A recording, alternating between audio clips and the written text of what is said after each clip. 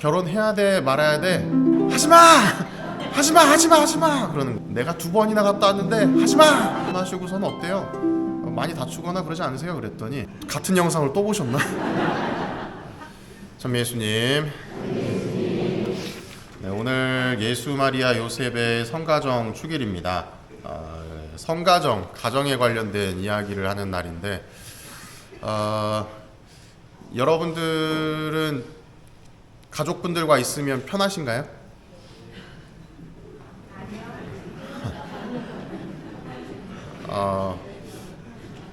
굉장히 의외의 답변인 것 같은, 우리가 가장 편한 것은 가정이라고 이야기를 해야 되는데 왜 이렇게 불편하실까요?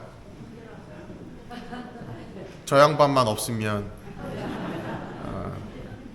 편하실지도 모르겠다라는 생각을 하실 것 같은데, 가장 편한 건 그럼 뭔가요? 혼자 있을 때, 집안에 아무도 없고 나 혼자 집에 가만히 있으면 너무나도 그 고요함이 좋으시죠? 네. 그래서 그런가 제가 이거 강론 준비하면서 여기저기 좀 영상들을 좀 찾아봤는데 결혼하는 것에 관해서 이제 뭐 질문을 던지는 거예요. 뭐 유부남한테 이제 전화를 해서 결혼을 안 한 미혼의 남자가 뭐 누구야 잘 지내? 그러면서 야 내가 물어볼 게 있는데 결혼해야 돼 말아야 돼? 물어봤더니 그 결혼을 한 사람이 뭐라고 하는 줄 아세요? 같은 영상 보셨나? 하지마! 하지마 하지마 하지마 그러는 거예요. 내가 2번이나 갔다 왔는데 하지마! 그러시더라고요. 그리고 또 그 영상을 하나를 더 봤는데 갑자기 생각이 안 나네. 영상을 하나 더 봤는데 오늘 아침에 봤던 겁니다.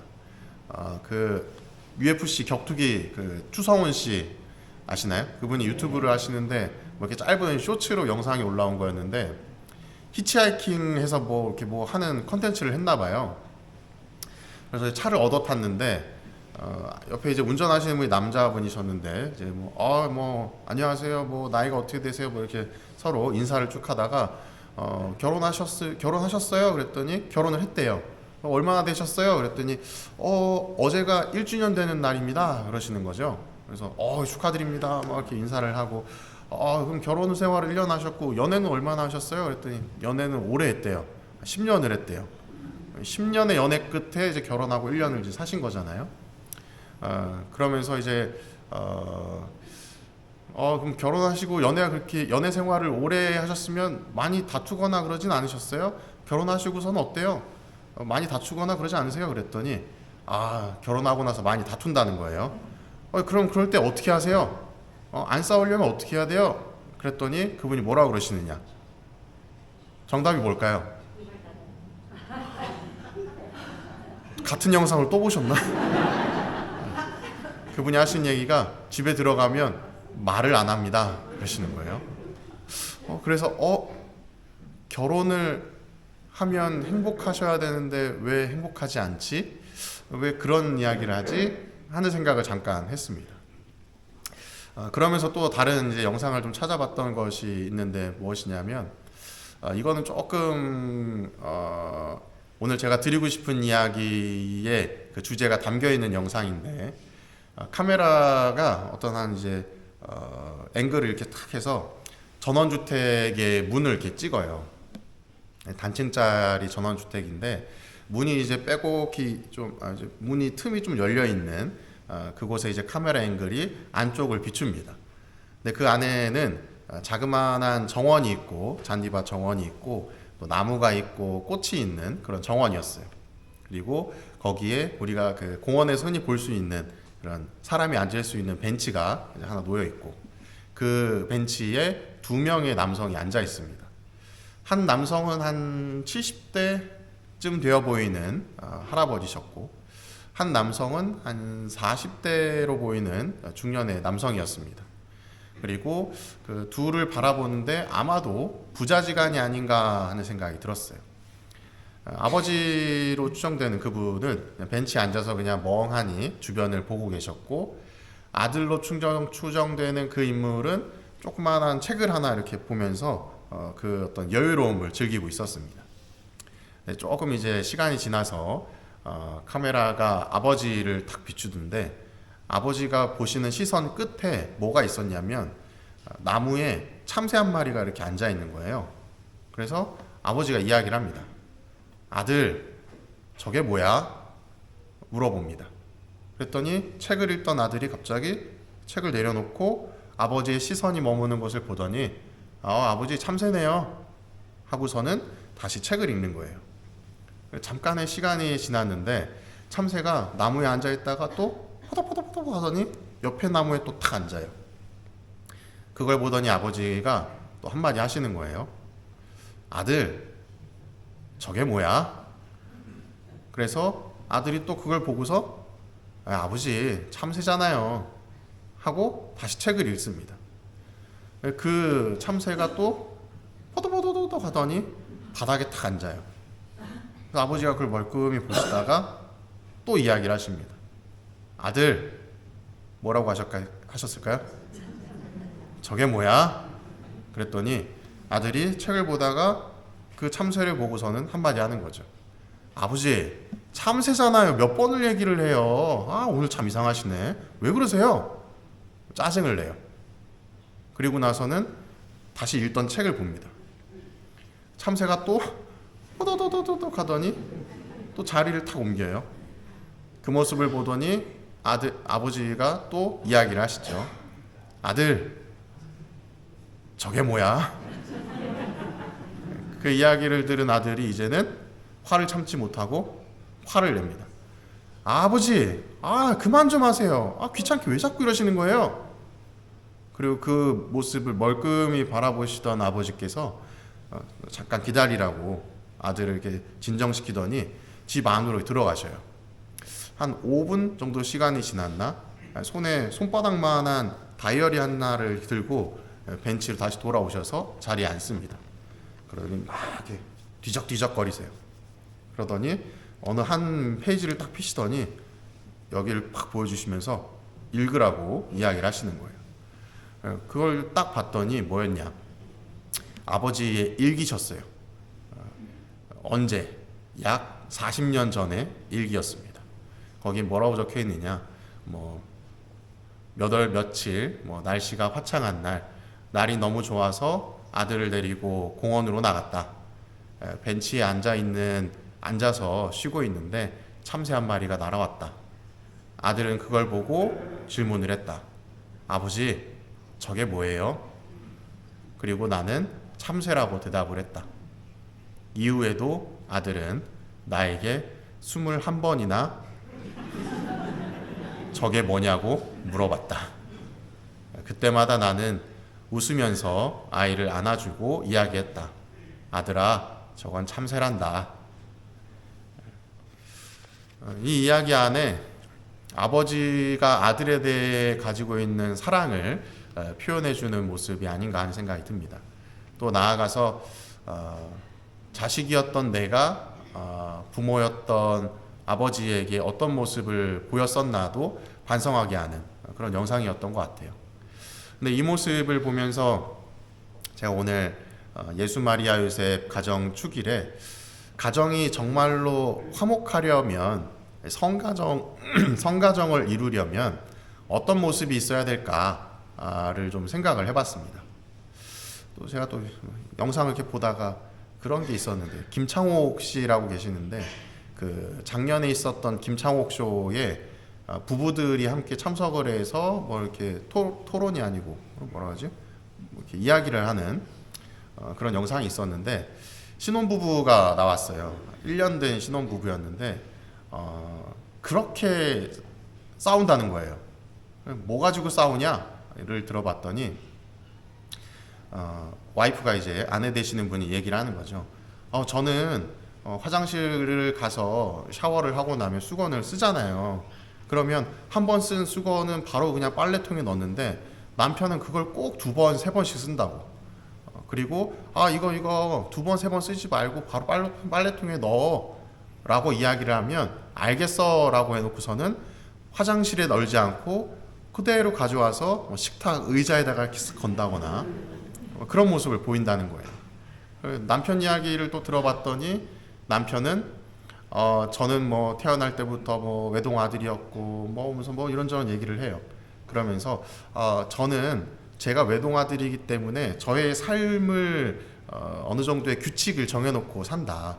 그래서 배우자에게도 그걸 요구하지 않고 저도 요구하지 않으니 그런 삶의 습관들은 좀 지켜줬으면 좋겠다. 그거 뭐 두 번, 세 번 쓰는 게 뭐 어려운 거 아니지 않느냐라는 이야기를 하는 거예요. 그 뒤로도 이제 아내분이 또 폭로를 합니다. 뭘 폭로를 하나 봤더니 남편이 이제 설거지를 잘 해주나 봐요.